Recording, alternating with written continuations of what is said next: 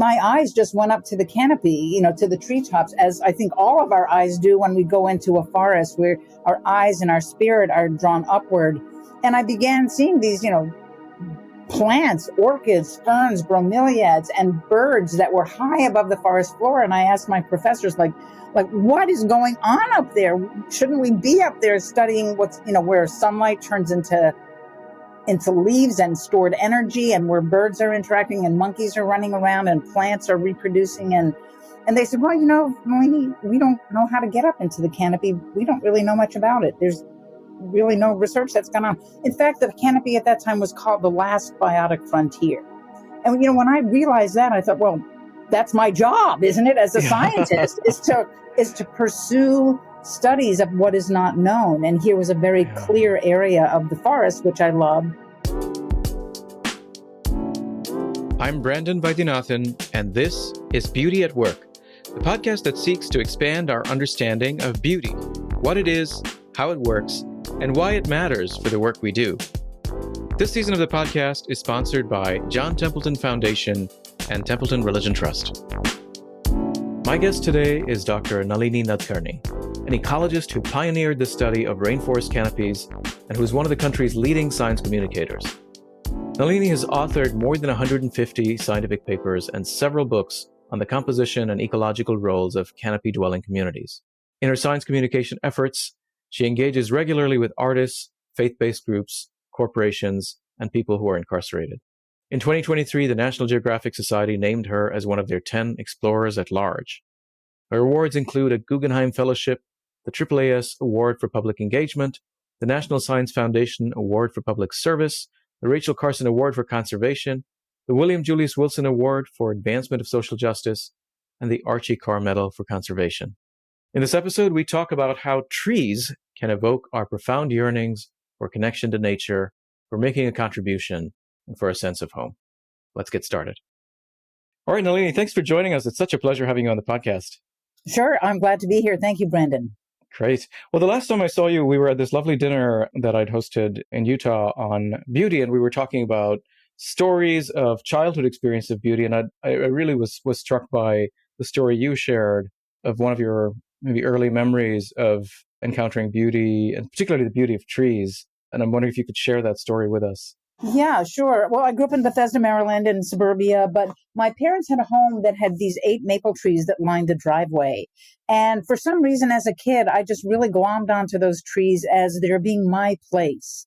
I had 4 brothers and sisters. We had sort of a chaotic household. My dad is from India, a Hindu, a scientist. My mother's from Brooklyn, New York, an Orthodox Jew. And so we had pets and chores and homework. And so those times in the trees, when I would go out and choose one of the 8 maple trees after school to climb, became kind of my place. My siblings didn't get up there. Certainly my parents didn't get up there.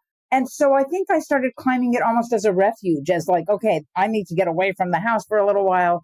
But I think there was also a time, a moment that I described to you and the others at that dinner, where I was struck not only by, a treetop as an escape, but a treetop as a place, and a place of curiosity, of beauty, of refuge, of offering others refuge. And, I remember this moment in the fall where the leaves, I realized, were dancing. They were creating their own dance of moving from the top of the tree through the wind, scarlet gold leaves moving to the ground to create this river of gold on our driveway, covering the gravel of the driveway. And it struck me then, and that moment has stayed with me throughout my long, long life of working with trees, that trees are places of all of those things: refuge, beauty, offering of help, and a sense of place. And I guess for me, since I was the only one who climbed trees, there was a sense of self. There was a sense of, this is my place. This is where I belong. This is where I am protected by being held by the strong limbs of these trees. And maybe some of that was missing in other parts of my life for different reasons.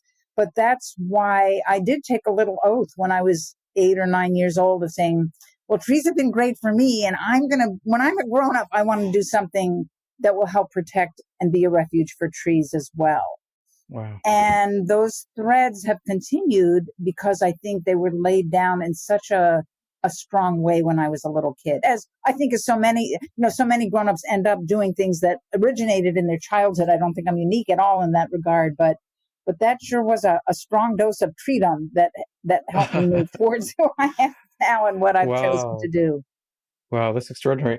And yeah, I mean, I think it's true about encountering beauty. There's philosopher Elaine Scarry says when we encounter beauty, something that's beautiful, we want to protect it, we want to share it, we Yeah. want to preserve it, and make sure it's available to others, and so on, right? And particularly, I think encountering the beauty of nature is one of those things that moves us. So how did this like when you were young, did you say I want to go and become a biologist, or Well, like what that's shaped really your funny, Brandon. When I was a little girl, and especially I was a little girl, back in the 1960s when there were not that many women role models in yeah science, I'm afraid. And yeah I was not even aware of, I didn't become aware of the field of ecology until I went to college and took my first, biology 101 class. And there was an ecologist talking about how people can just sit and observe nature and make a living doing it. So when I was that 8-year-old girl, I thought, oh, if I'm going to protect trees, I'm going to have to become a firefighter or oh a wow forest ranger or something that would help me directly protect trees. And as I said, it wasn't really until college and my encounter with higher education and academics that I became aware that we can help and protect nature by understanding it, by doing research on it, by sharing that knowledge with others, and by promoting good management or good stewardship of trees through our increased knowledge of trees. And so it really wasn't until college that I realized that would be a potential pathway for me to fulfill that childhood oath of protecting trees. wow. And then you went on to become one of the pioneers in the study of tree canopies, right? Could you Yeah. talk about what that was like, the beginnings of that field, and how did you, how do you sort of embark upon studying something that no one pays attention to, Yeah. or Yeah. Well, again, yeah, many people who are pioneers in their fields understand this. I think for me, it came, certainly from this love of tree climbing and this yeah, desire to do something for trees and forests. And at that time, this is the beginning of graduate school where, as you know, everyone who goes and gets a PhD has to pick some sort of specialty within that general field. And I was on a field course in Costa Rica that was offered by a group called the Organization for Tropical Studies for graduate students to introduce them to the field of tropical ecology. And I remember very well the first walk that we took through the tropical cloud forest of Monteverde, Costa Rica, where I've ended up doing pretty much all of my research since then. My eyes just went up to the canopy, to the treetops, as I think all of our eyes do when we go into a forest, where our eyes and our spirit are drawn upward. And I began seeing these, plants, orchids, ferns, bromeliads, and birds that were high above the forest floor. And I asked my professors, like, what is going on up there? Shouldn't we be up there studying where sunlight turns into leaves and stored energy, and where birds are interacting and monkeys are running around and plants are reproducing? And they said, well, Nalini, we don't know how to get up into the canopy. We don't really know much about it. There's really no research that's gone on. In wow, fact, the canopy at that time was called the last biotic frontier. And right, when I realized that, I thought, well, that's my job, isn't it, as a yeah, scientist, is to pursue studies of what is not known. And here was a very yeah, clear area of the forest, which I loved. It involved climbing trees, which I loved. And so it turned out to be sort of the perfect matrimony between what I wanted to find out about for the sake of filling holes in science and illuminating the black box of what was then the forest canopy with the activities that I actually was sort of preconditioned for. And so there was some resistance, just from my own academic graduate committee saying, well, there's no literature on the canopy. We don't right. know anything about it. It's going to be impossible to get funding for canopy work. It's just Tarzan and Jane stuff. But I sort of persisted. There was some intuitive sense, I think. And although many scientists, including myself, sometimes dismiss intuition as a way of doing science, we believe in testing, hypotheses based on facts. There was something intuitive about, no, I think I need to at least explore the possibility of this as an area of research, that then motivated me to learn about tree climbing and mountain climbing and, getting myself up there safely and non-destructively.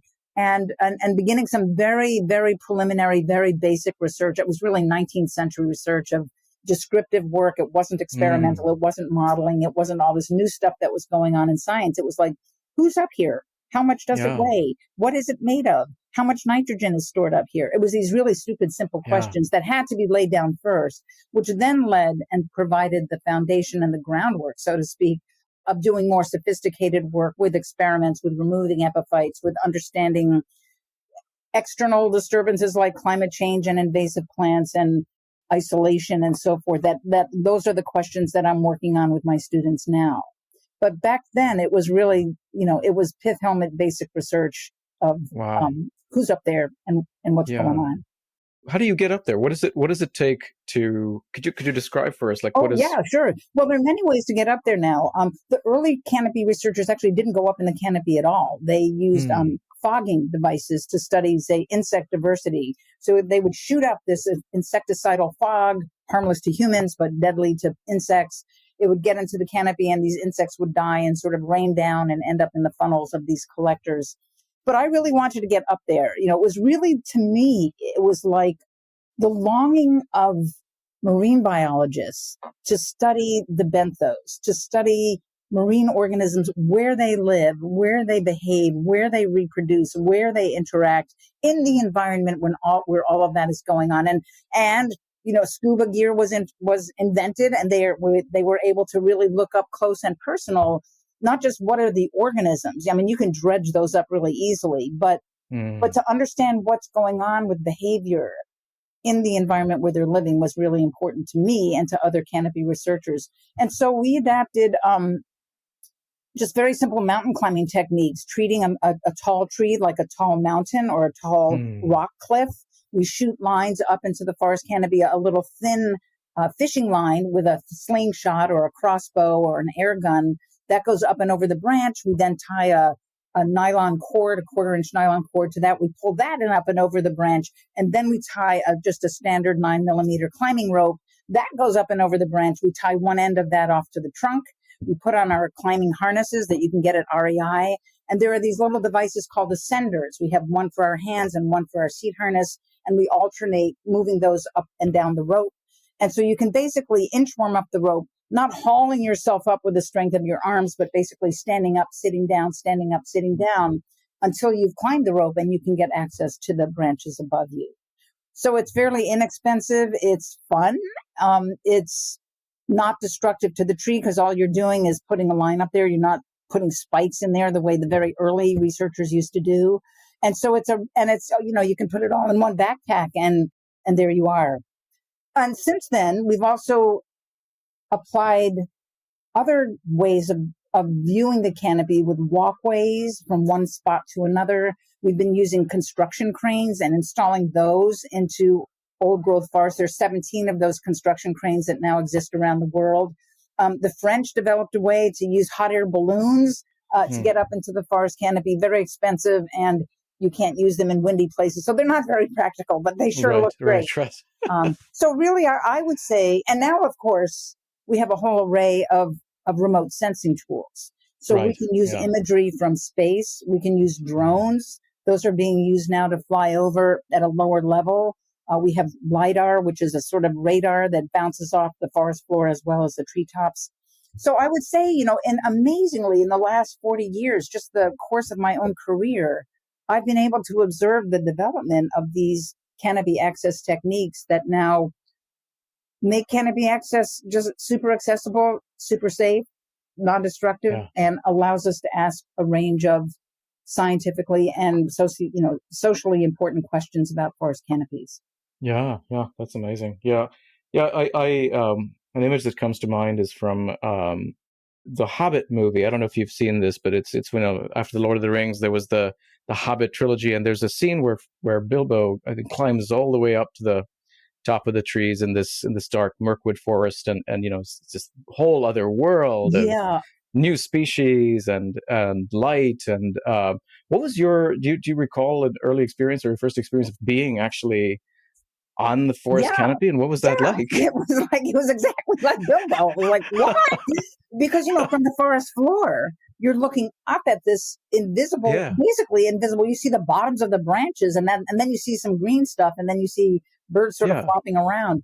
But when you're sitting up in the canopy on one of these large beautiful horizontal tropical tree branches that are covered with this upholstery of diverse orchids and ferns and bromeliads and piperaceae and then this underlying canopy soil underneath those plants, you realize, my gosh, and in the canopy soil are earthworms and larvae and beetles and mycorrhizae and fungi. And so what you're really seeing is this universe of arboreal life that is completely invisible to those who are walking on the forest floor. So I guess in terms of a sense of longing, when we climb into a tropical or temperate rainforest canopy, we satisfy a longing not only for self and connection, we're also, I think, satisfying this idea of curiosity, of discovery, of encountering a world that we were not aware of. And for human beings, I think that's both exciting and fulfilling because it means there's something beyond what we normally see, what we normally know, what we normally encounter. And how beautiful is that? Yeah. So what surprised you in your research? I imagine there were a lot of pioneering discoveries that you all made, but are there things that stand out to you in particular as, that maybe the challenged received understanding at the time? Yeah. I'll tell you a really good example, Brandon. And I think this actually goes to a category of longing I think about with trees, which is the longing to connect. And of course, trees themselves are connectors, because they connect the soil with the heavens, right? In fact, yes. Tagore, he wrote this wonderful tiny little poem, "Trees are the earth's endless efforts to speak to the listening heavens." And so when I get ready to climb a tree, I note that I'm on the soil where the roots are, where the water is, where the nutrients in the soil are. But as I ascend up the trunk and go up into the forest canopy, I'm moving into this other space, which is connected to the atmosphere, and in turn, the atmosphere with its rain and its water and mist and cloud and the nutrients that are dissolved in those droplets, they get connected to the soil because the plants and the leaves and these canopy-dwelling plants intercept that water and nutrients and funnel them back down to the ground. So trees themselves are these amazing connectors between earth and sky. But one of the discoveries that I made early on in my career made that longing to connect even more concrete. And I'll tell you what happened. So as I said, when I was starting out my work, I was just really asking these stupid basic questions like how much material of these canopy dwelling plants is up there? What's their biomass? And what's their nutrient content? What are they storing up there? And so to answer that question, I had to cut off mats of these canopy dwelling plants and their accompanying soils, and drop them to the forest floor. And then I would dry them and weigh them and grind them up and do the analysis and then extrapolate out to here's how much biomass is in the forest canopy. Well, as I was pulling those mats of living plants and this canopy soil that accumulates under them that are comprised of the dead and decomposing leaves and stems of the plants that live up there, I began seeing these roots. Roots? What are these roots doing here? They did not belong to the mosses and lichens that lived up there. This is in the temperate rainforest of Washington State. And so I began tracing these roots, and it turned out that they would end up starting in the branches and trunks of the host tree, of the maple trees that I was climbing. And I went like, wait, what? Roots are supposed to be down in the ground. But it turned out as I kept on pulling these mats up that there were these networks of living roots that belong to the tree. And the tree actually puts out these roots high above the forest floor, 100 feet above the forest floor, into these mats of canopy-dwelling plants in their soils. And so I went, I took samples of them and I showed them to my major professor. And I said, hey, what's with these arboreal canopy roots? And they said, like, what are you talking about? Those can't be roots. And I said, yeah, they are. And so I rented a chainsaw the next time I went to my study site, and I hacked off these roots to show that they actually did originate in the tree trunk itself. And I plopped them back on my major professor's desk, and I said, these are the roots I'm talking about. Well, it turned out nobody had ever discovered them before. And as I began looking at other tree species, I realized, whoa, this is a generalized phenomenon that's going on, that where there's a connection between the plants that get their nutrients from the atmosphere. As they die and decompose, they create the soil. The tree becomes aware of that soil and actually gains access to them through these root systems. we carried out experiments with radionuclides. We found that, in fact, they are capable of conducting. They have the same kinds of mutualisms that below ground roots do, like mycorrhizae, like nitrogen fixation. I put my backpack on and traveled to New Zealand and to Papua New Guinea and found out that there are roots in canopy in trees there as well, wherever there are lots of these canopy plants and canopy soils. So it really is this generalized response to the presence of nutrients in their own canopies. And it became kind of this sense of, well, then there's a mutualistic interaction then between these canopy dwelling plants that people just sort of discounted as not being important and the very trees that support them. And so I feel that my interpretation was that there's sort of a shortcut then in nutrient cycling. The tree doesn't even have to wait till these canopy plants fall to the forest floor. They can get a connection, a direct shortcut connection to them directly, even before they fall to the forest floor. And so it exemplified for me then that trees have evolved to be connectors with organisms that aren't even themselves, like these canopy dwelling plants that they're not really related to. In fact, they have to invest something in supporting them because they have to hold them up. And so to me, it was just a super interesting phenomenon, both from the standpoint of science and botany and forest ecology. But it was also, I think, another example of how when we look at nature carefully, when we really observe, when we really ourselves connect to slow down and look at nature, we can see these examples of how, I wouldn't say nature helps each other out. I think nature is still driven by competition, but that what has evolved is a system where there are benefits to the canopy dwelling plants and to the host trees that support them. And we can look at that in our society about how different elements of society are connected to each other, either intentionally or not, but the result is that there's some kind of synergism that's going on. Yeah, wow. It sounds like in both the cases of getting started with studying tree canopies and then studying this root system or canopy soil, you had to face some obstacles. And what advice do you have? Because a lot of grad students or even postdocs these days would probably hesitate to go against their major professors and say, look, I really want to invest in this area where you're being discouraged by people who are in the know, right? What do you have any recommendations? Like, what does it take? Like, what for you sustained your ability to continue?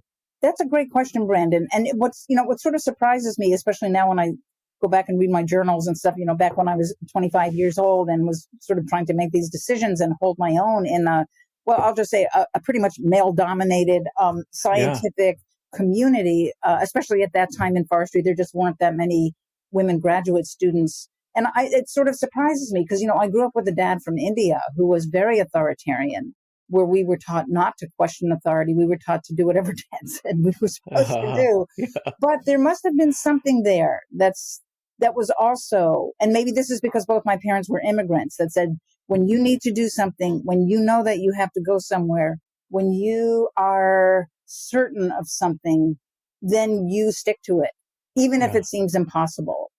And I think that's what happened with me. There was some certainty that happened to me when I was in the canopy of that tropical tree, seeing this diversity, seeing the possibilities of illuminating the black box of the canopy that really gave me a certainty to overcome my hesitancy to question authority. And if you don't mind, I'd love to read a little poem, one of my very favorite poems in the world that states that same idea. It's a poem called Wanting to Move. It's by Vijaya Mukhopadhyay, who's a Bengali poet. The reason I love this poem is because it's spoken from the standpoint of a tree. Okay, great. It's called Wanting to Move. Continually, a bell rings in my heart. I was supposed to go somewhere, to some other place. Tense from the long wait. Where do you go? Will you take me with you on your horses down the river with the flames of your torches? They burst out laughing. A tree wanting to move from place to place? Startled, I looked at myself. A tree wanting to move from place to place? A tree wanting to move? Am I then born here to die here? Even die here? Who rings the bell then inside my heart? Who tells me to go inside my heart? Who agitates me continually inside my heart? Wow. And so I think, that poem is really about, it could be about you, Brandon, trying to look at beauty and bring in all these Sure. amazing people. Like, who would think of bringing in scientists and beauty? But there was something in you that said, I need to do this. I'm going to do this, even though it sounds ridiculous. And for me, sitting in that committee meeting when I was 25 years old and trying to convince, Dr. Scott and Dr. Greer, this was, studying the canopy is a good idea. It was like that tree saying, what is it in my heart? What is it that agitates me to keep doing this? And there's no answer to that tree. There's no answer. And some trees don't do that. Most trees don't do that. Most scientists don't ask those questions about beauty. Most scientists don't need to climb trees. And so I think we just take that as in some of us, in many of us, I think, that there is something that burns, that knells, that bell is knelling inside us, and we have to listen to it. Yeah. Wow. One of the things that scientists I talk to often say in terms of the rewards of the work they do, at least in terms of the beauty that they find, is that it's not just in the sensory experience, and it's not even in the emotional experience, but it's in the understanding, the beauty of understanding, the grasping of the hidden order of things, the inner logic of things, the bringing to light of that which was hidden. And I wonder whether that was also part of, the animating force for you. And, because certainly there is the pioneering work of, like a Humboldt or someone who's sort of simply mapping out, here's what things are, but then getting into mechanisms, getting into sort of the causes. And how much has that pursuit of understanding been central to your own work? And how much would you say that is an aspect of the beauty that you encounter in your work? Oh, yeah, absolutely. And I think that's why I chose to be what is called an ecosystem ecologist. I'm not really too interested, I hate to say this, not really interested in taxonomy or naming species or even physiology is not that compelling to me. Like, how does this work and how does this valve in a plant work so that it can signal to shut down the stomata? What really has always intrigued me from that very first ecology lecture back at Brown University when I took my biology 101 class was the fact that ecology is all about understanding systems. It's understanding how one piece of a system interacts with the rest of it. And whether that's the root part, the roots, the below ground part, or whether it's the leaves or whether it's the canopy-dwelling plants, doesn't really matter. What you're really asking is, how does a system work? And if you can understand the pieces of a system, the patterns of how stuff is arranged in a system, and what the dynamics are, what are the fluxes and the pools, and what are the processes that govern the size of those pools and the rate of those processes and fluxes, then you can actually start making predictions. You can say, if we remove the mosses from this carpet of plants, what are we going to find is going to happen in terms of interception and retention of nitrate ions? And if we remove the bromeliads, what happens then? And so ecology becomes a symphony of studies whereby we identify and quantify pools and patterns, and then we move on to processes, and we put those together into this time where we might be able to make a prediction. And that's actually where I feel so happy to have been sort of born and raised doing canopy studies, because now I feel like I'm in a position where I can ask some questions that have to do with predictions. If we isolate a tree in a pasture because we've cleared around the primary forest and we've left a few trees for shade for cattle in that pasture, what's going to happen with those canopy plants? Are pollinators going to come out and still pollinate them? Are fruit dispersers going to be able to cross that ocean of pasture and get those fruits and disseminate them? If climate change is extending the length of the dry season and reducing the amount of mist and fog, how is that going to affect the canopy-dwelling plants that depend on that? But also, how is it going to affect the trees that support those? And so now my work is really about making predictions based on my work and other people's work, obviously, that have built up a foundation of understanding of pattern and process. And so I think what I'm trying to answer your question about is yes, a resounding yes, because ultimately, although we have to ask and answer these little tiny questions about pattern and process along the way, what's always in our minds as ecosystem ecologists is, what does this mean in terms of the whole? What does it mean when you disturb a piece of it? Does it recover? Is it resilient? Does it compensate? What's going to happen? And if we know enough about that system, we can make useful predictions, not just as scientists, but also for forest managers or for farmers or, for people collecting medicinal plants or whatever. So that to me is the joy. And I guess I could put it in the context of longing as well, longing to understand a system well enough to be able to predict what will happen to it, either as a steady state system or, more interestingly, I think, if you perturb it somehow. Yeah. Wow. When I first heard about your work and thought about, rainforest, for a lot of people, I suppose the first association is, Amazon rainforest and dangerous creatures and pythons and so forth. Were there any difficulties you encountered in terms of either, dangerous encounters or even falling from a big height, like injury, or what other challenges did you face? Yeah. Well, I've been working in the tropical cloud forest of Costa Rica and also the temperate rainforest of Washington State, which are pretty innocuous in terms of the dripping poisonous snakes and, Sure. Bees that attack your hair and so forth. So, and that was kind of part of my choice. I hate to say this also, but I'm not a snake person. Right. So lowland rainforests clearly have some dangers in terms of the organisms that you encounter, but cloud forests and temperate rainforests are pretty benign.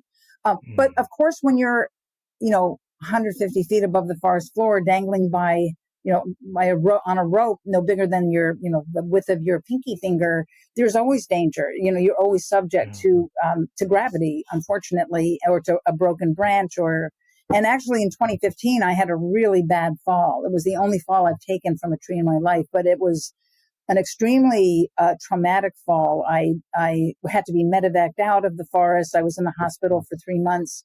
I had exploded vertebrae and a broken pelvis and broken ribs and traumatic brain injury and a broken fibula, exploded lung. I lost my spleen. Oh my gosh. It was really bad. It was very bad. Oh my gosh. Happily and fortunately, I was able to pretty much recover physically from that, thanks to my very supportive family and friends and a great medical team. But it was one of the few falls, really, that canopy researchers have taken. It's been remarkable how in the course of the last 40 years of canopy research, there have been remarkably few accidents or falls, either because of the tree or the equipment. Mine was due to the equipment. My rope actually failed. So there's that danger all the time. But I think as, like race car drivers who put themselves in these situations where, like, it's super dangerous, you're always really paying attention. And I think there's always this sense of, when you're in the canopy, although you're enjoying the beauty and the diversity and everything, all the sense of longing being fulfilled, you're also really aware always that I am 150 feet above the forest floor.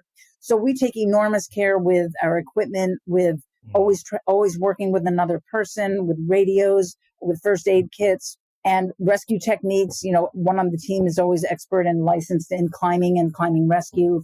So I think that's, and paying attention. And I think very often, it's when I drive to a field site, when I'm on the freeway, listening to a phone call or putting my lipstick on or whatever, that's actually a lot more dangerous than climbing a tree, because we're not paying attention to the potential dangers that we're encountering as we speed down this giant 60-mile-an-hour highway. So there are dangers, but again, as with any profession or any hobby or any sport, there are ways to take care of ourselves. You're listening to Beauty at Work.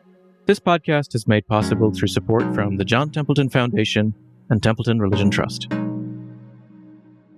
want to ask you about the tremendous public engagement work you've been doing the last few years, and there are a lot of strands here, but I'd love to hear about Treetop Barbie first, because that was the most fun thing that I came across. Yeah. Well, I guess it was sort of 20 years into my scientific career, climbing trees, publishing papers, going to conferences, talking to other scientists, getting grants for canopy research, that I became, as so many tropical biologists have done, became aware of the human activities that are negatively affecting rainforest ecology. So deforestation, forest fragmentation, invasive species, climate change, all of these things are having negative effects on the forest. And in some ways, I could justify that I was doing something by publishing my papers and talking at conferences. But I also realized that, I need to do something more than only that, important as that is, to contribute to the scientific record. And so I thought, well, what can I do? And I tried a little bit of talking to policymakers, going on the Hill and talking to senators. And I was terrible at it. They always want to know, is this a yes or a no? How many species are going to go extinct at what year? And blah, blah, blah. And I just couldn't stand it. But I felt like, well, I'm an extrovert. I'm, a brown woman climbing trees in tropical rainforests. I mean, how fun is that? So I thought maybe my contribution could be to do public engagement and to engage the public, inspire them, inform them, excite them, motivate them to take some sort of action to protect forests. That could be my role. So I started embarking on that. I started giving talks at museums and writing articles for natural history museums, being in films, National Geographic films and stuff. And then I realized, this is great. This is fun. This is easy. But the people who watch National Geographic, the people who read natural history magazines, the people who go to a museum to hear a lecture, they already know how important trees are. So I'm not really doing anything more than that. And that's when I began thinking about, how can I get to other kinds of people who might not have access to a museum, who might not pick up a National Geographic? And I began thinking about my own childhood, how I got connected and stuck on trees when I was a little girl. But you look at urban cities today, there are no trees to climb. And so what else could I use to connect little girls with trees? And of course, the answer was Barbie, because pretty much every little girl around the world, urban or rural, loves little Barbie and uses it as something that they want to identify as. I want to be like Barbie when I grow up. But our Barbie model is proms and accessories and getting a boyfriend named Ken. And so I thought, well, what if I made a tweaked Barbie and dressed her in my field clothes with a little helmet and a little booklet about canopy plants and a crossbow. And so I knocked on the door of Mattel and they said, no, we're not interested at all. You can have this idea. This is you'll get a whole nother group of customers. So that was back in 2004. And once again, there was something in me that said, I think there's something here. Was that tree? I want to move. I want to inspire little girls to climb trees. And so my students and I began buying Barbies, used Barbies from Goodwill stores. We engaged these volunteer seamstresses to sew her little clothes. We got helmets on eBay. We made a little pamphlet about canopy plants. And I began just selling them on my little stupid academic website, which nobody sees. But anyway, we began selling them and with a little booklet about canopy plants. Anyway, it was written up in the New York Times. And then Mattel heard about it. And they called me up and they said, you can't do this. You're encroaching on our brand. And I said, I'd be happy to give you this idea. I'm not making any money off it. Go ahead and use it. And they said, no, you can't do it. We're going to shut you down. I said, I have some journalist friends who would be really interested in learning that Mattel is trying to shut down a small brown woman from inspiring little girls to go into science. Perfect. Amazing. So they said, okay, never mind. You can go ahead. They wouldn't put it in writing, but they let me go ahead and sell them. Anyway, 15 years later, I got a call from National Geographic. They had partnered with Mattel, and they said, we are starting a new line called Explore Barbies. And we'd like you to be on the advisory committee. We're going to have an entomologist Barbie, a polar scientist Barbie, a wildlife, photographer Barbie.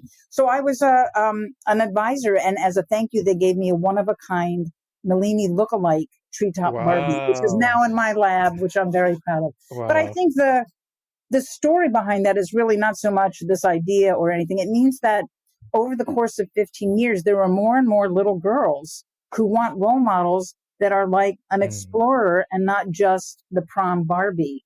And so to me, that's a really hopeful, wonderful thing, that girls who are looking for something to long for. Yeah. What am I going to be? Who am I now? And who will I be in the future? I long to be someone who's important, who's beautiful, who's an explorer. And so now they have something that fits that. And so I feel that, I feel hopeful and optimistic that my sense of longing for little girls to grow up thinking about doing something for trees has been helped by this big corporation that I thought so badly about. And yet they were actually doing something powerful and something positive to fulfill that sense of longing of myself and of these little girls. Wow. Oh, it's amazing. Talk about the work you've been doing with religious communities in Yeah. terms of connecting your research to the sacredness of trees. Yeah. Well, that also came from this sense of wanting to motivate, inspire, and inform people who might not believe in evolution, for example, or go to a natural history museum because it doesn't promote their beliefs. But they still might have a belief that trees are important. And so, although, as I mentioned earlier, my religious background is this weird mix of Hinduism and Orthodox Judaism. So I didn't really know that much about the dominant religion of Christianity in our society. But I was aware, even I was aware of, you open the Bible and their first page of Genesis are two very important trees, the tree of life and the tree of knowledge of good and evil. And so I decided to use religious authorities as my data set rather than drawing on science and trying to cram it down the throats of religious people who might reject it because they just reject science, So I downloaded the Old Testament, the New Testament, the Talmud, the Quran, the Bhagavad Gita from the web. I did a search for all the word tree and forest. And I found, like in the Old Testament, there are 328 references to trees and forests, and they're all positive. So I categorized them into practical use, adornment of temples, location descriptors, analogies to God. And I did this with all the religious texts that I could find. And I also started looking at the rituals and celebrations. Like the Jews have this wonderful holiday called Tu B'Shavat, a celebration of the new year for trees. It was originally started for taxing purposes of the fruit, but it's turned into this holiday that celebrates trees and promotes tree planting for Jews in Israel and in our communities. So I pulled together these thoughts, these ideas, these data really about the importance and values of trees from the standpoint of religion and spirituality, put it together in a sermon, and then started knocking on doors of churches and saying, hey, I'm a scientist, but I've read your text, your religious text, and I'd like to deliver a sermon about trees and spirituality. Of course, the Unitarians were the ones who let me in first. But after that, I got sort of passed on to Presbyterians and Episcopalians and Catholics and Muslims. And so I've given this sermon in over 40 places of worship. That led to some trusting relationships between the congregants and the clergy and myself, which then led us to map trees in churchyards. Because I figured, if churches are sacred, maybe the churchyards are sacred, maybe the soils in the churchyards are sacred, and the trees that grow in the sacred soil are also sacred. So we mapped the trees and we made these little pamphlets that had information about the biology of those species in the churchyards, but also scriptural references to those trees. And we gave them out to congregations. And that led to giving lectures in seminaries. It led to a conversation that I was able to have with the Archbishop of Canterbury, who's the spiritual leader of 83 million Anglicans and Episcopalians. He wanted to learn more about ecological justice. So here I am, this little tiny ecologist, talking to this very powerful religious leader about the precepts of ecological justice and why trees are important to all of us. And so he took that information, he's incorporated it into his teachings, he's written a book, in which he's included that. And so it's this thread then of starting very small with just respecting the religious texts of given religions, which I myself do not believe in. I'm not a religious person myself. And so when I read the Bible, I can read it and I can understand it. I may not promote it so the point is, I guess, I don't have to become an Episcopalian. I don't have to become a Baptist to find common ground of longing to understand the world, the spiritual world, the religious world, the biological world. But if we don't have to be of the same faith, but we can still agree that trees are pretty cool and pretty important for lots of reasons. So let's start protecting them together. So we've also started doing bio-blitzes and tree planting on church grounds. And again, I bring my biology students, they bring their churchgoers, and we don't have to argue about, does God exist, or what do I believe in or you believe in, or did you vote for Trump or did you vote for Biden? We can just say, I'm really happy that I planted 10 trees today with you, and I'm going to come back and visit them and make sure that they're healthy. And I hope I might see you when I do that. So that there's a personal sense of connection, which has been created by the agreement that trees are important to all of us for whatever reasons they might be. That's amazing. Is there anything you've learned in this interaction with sort of faith leaders, faith communities, scriptural texts, and so on that's informed anything about the way you look at trees or your own sort of spiritual? Yeah, that's a great question. Yeah, great. I always think, every time I give a talk to loggers or artists or, these other groups that aren't scientists, and I wonder what question they're going to ask that's going to spark some sort of scientific, my next grant. And so far, I haven't really found anything. But what it has revealed to me, I think, Brandon, is especially the religious groups, it's revealed to me my own prejudices. Like I remember at this Baptist church I went to, and I was giving this sermon about trees and spirituality, and one of the members of the church came up to me and said, "Oh, Dr. Nadkarni, could I get your email?" And I said, "Oh God, here it comes. He's going to proselytize me to become a Baptist." And so I said, I'm not going to become a Baptist. My father was Hindu. My mother was Jewish. I am not a religious person. He said, "Oh no, I wasn't going to proselytize you. I want you to know if you and your students might want to join us on a tree planting that we've already organized."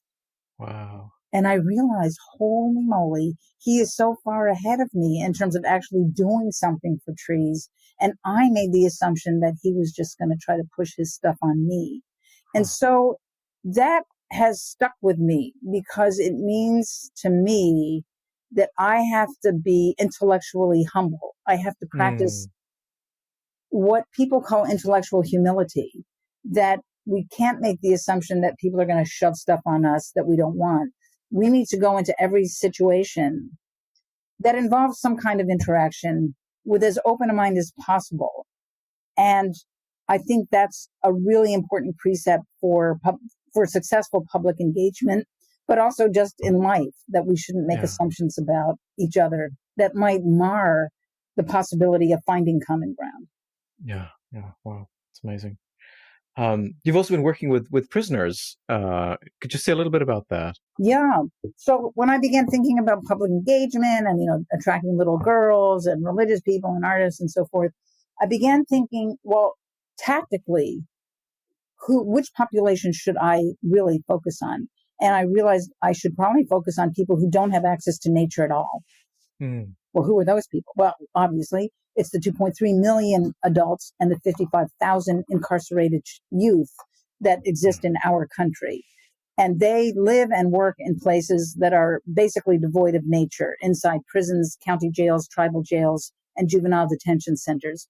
Part of the punishment, intentional or not, is that not only are they kept away from earning a living or learning new skills, they're also kept away from interacting day to day with nature. And so I started a science lecture series in a local minimum security prison. And the reaction was so fabulous. Like, the guys were so curious, so interested, and so informed. They already knew so much about, different topics that they may not have the same scientific vocabulary, but they were really, really engaged. So I brought in more scientists to give talks, and that led to our developing conservation projects inside prisons, where we collaborated with groups like the Washington Division of Fish and Wildlife, who had an ongoing program to rear the endangered Oregon spotted frog in captivity from egg to tadpole to adult. And then they released the adults in protected wetlands to build up the communities and the population sizes of these endangered species. So the guys started raising these frogs. They did a great job, just a fantastic job. They got the award for the best captive rearing facility in Washington State 2 years in a row. We started then interacting with other conservation groups, with the Nature Conservancy, to have the men grow 300,000 plugs of endangered prairie plants for outplanting.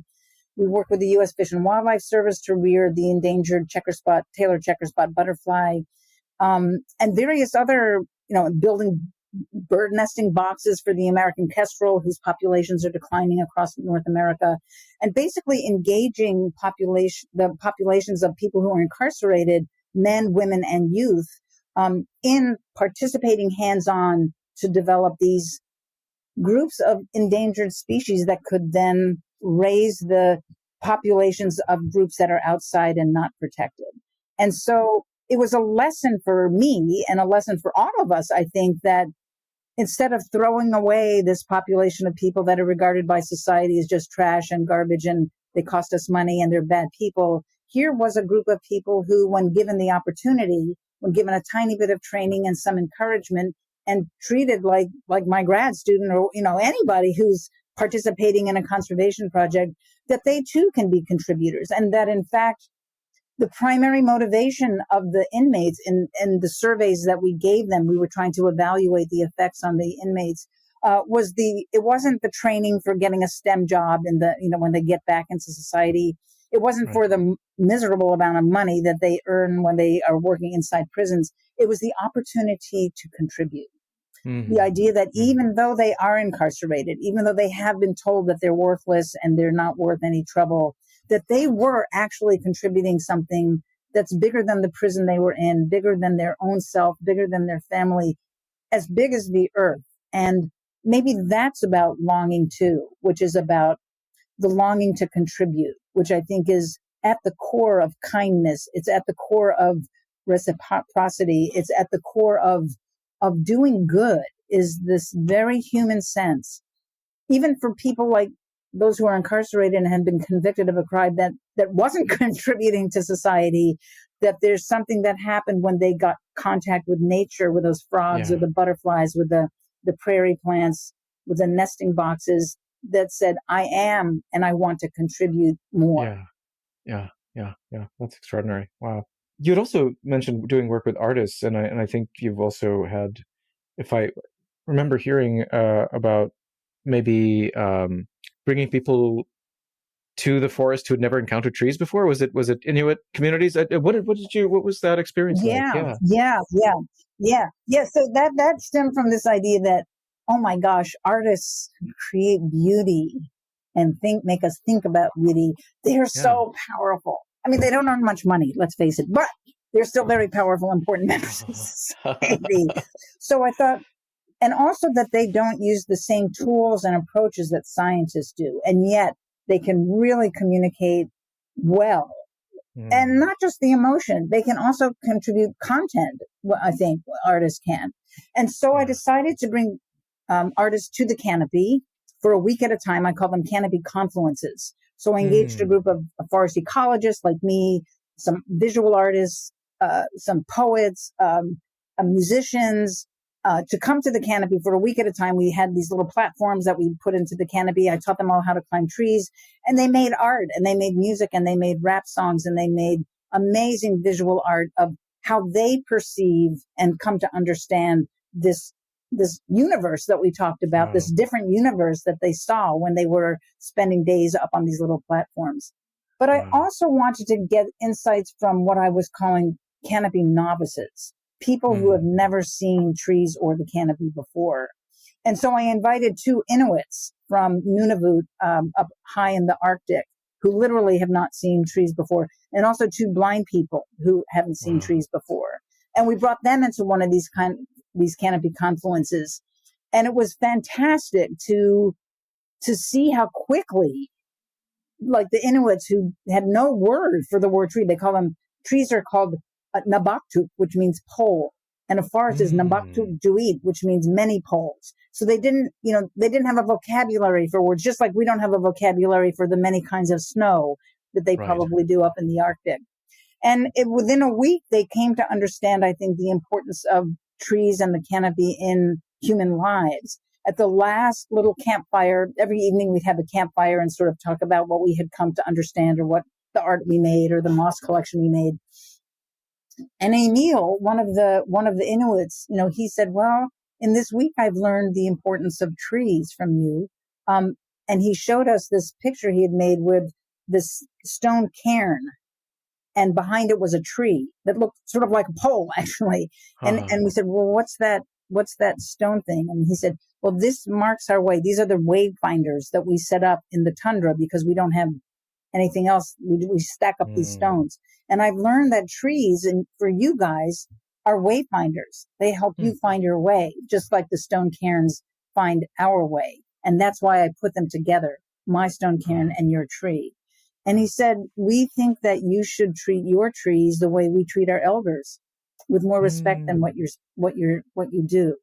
And I think coming from someone who until that week had never been in a forest, who had never climbed a tree, who'd never encountered, a tall, majestic cedar tree that the rest of us had, it was a really powerful statement of how quickly he came to understand the importance of trees in our lives, maybe even in a way that we hadn't realized ourselves. And so I think that experience of bringing someone from the outside who doesn't have even vocabulary, who hasn't had long experience, can be a valuable, maybe uniquely valuable spokesperson or have insights that those of us who are familiar with what we see around us all the time might be. Yeah. Wow, it's amazing. Nalini, what are you longing for these days? What are you yearning for? What's on the horizon as you move forward? Yeah, great. That's a good question.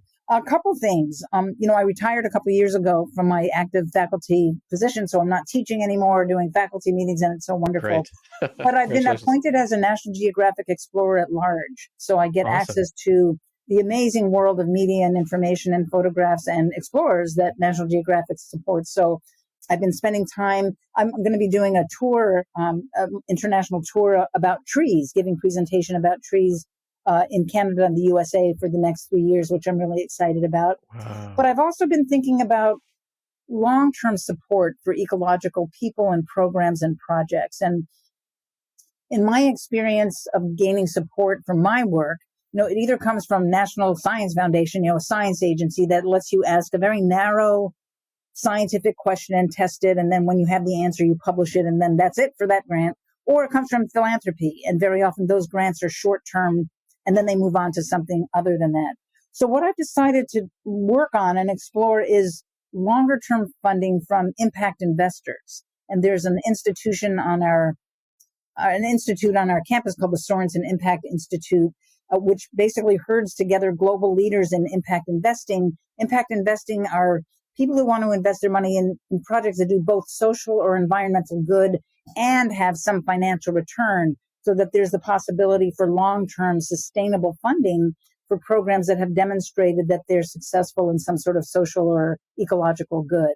So my work is with the Institute now. I've become a senior fellow there, is to try to connect projects that are doing really great ecological programs, people who are doing great things for the environment, but connect them with impact investors who are trying to find projects like that. So it's this institute is in the College of Business, which is like, what? I'm surrounded by all these weird business people, but they've been so kind and open, and I really believe that they're not just about greenwashing. They really sincerely want to contribute, just like those inmates who wanted to raise frogs and get a sense of contribution. So if I can be, with my long career, I've got lots of contacts in the ecological world. If I can be a connector in that way, I think that's kind of what my sense of contribution is right now. Yeah. Is there any advice you might have for helping people who, might sort of romantically look at trees and say, well, those are lovely things out there, to be better connected to this important, vital source of life? Yeah. I think really, very often when we think about environmental problems or social problems on our planet, they're just so gigantic, we fall into despair instead of hope. And I think for me, what's important is to know that that we can contribute in little, short, small ways if we do it collectively. So I would say to people I'll tell you some math I did. There are 350 million people in our country. There's 6.2 scientists and conservationists. So if you do the division, it turns out that if every scientist spoke to just 52 people a year, that's one person a week, we will have had a discussion about nature or about trees and about how great trees are with every single person in our country. Right. So when you talk to your barista, when you're getting your latte on Monday morning, say, hey, about shade-grown coffee, how important trees are to maintaining birds in coffee plantation. You talk to your Uber driver, hey, what about an electric vehicle, and all the carbon dioxide story and so forth. Sometimes what I do is I get my fingernails painted. I'm not a fingernail person, but a lot of people pay attention to fingernails. So I get them painted with little trees on them. So not only do I get a great conversation with a manicurist about trees in Vietnam, she's from Vietnam, but every time a young woman looks at my nails and goes like, oh, wow, then we get to have this great conversation about what's your favorite tree and how important trees are.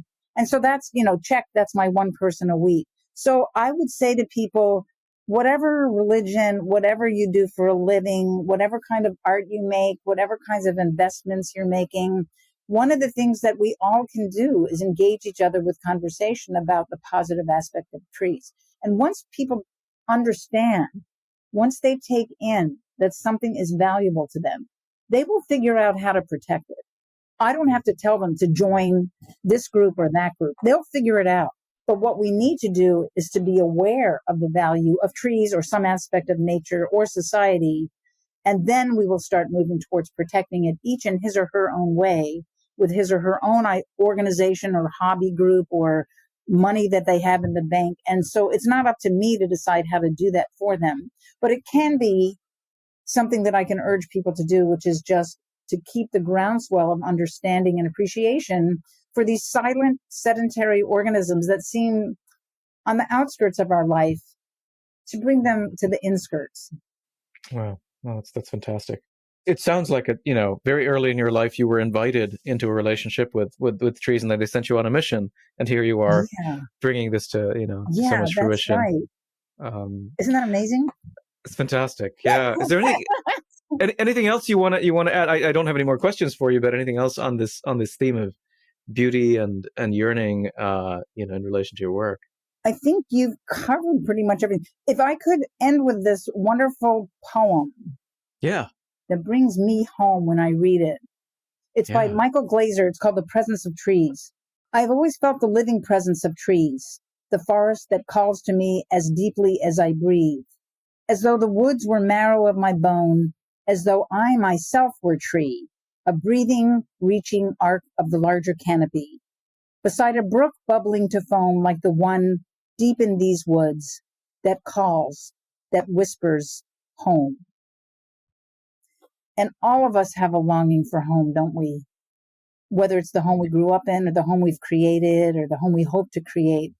And I think trees can be home. Yeah. Amazing. Nalini, thank you so much. Where can we direct our viewers and listeners to learn more about your work? You could come to my website, which is www.nalininadkarni.com.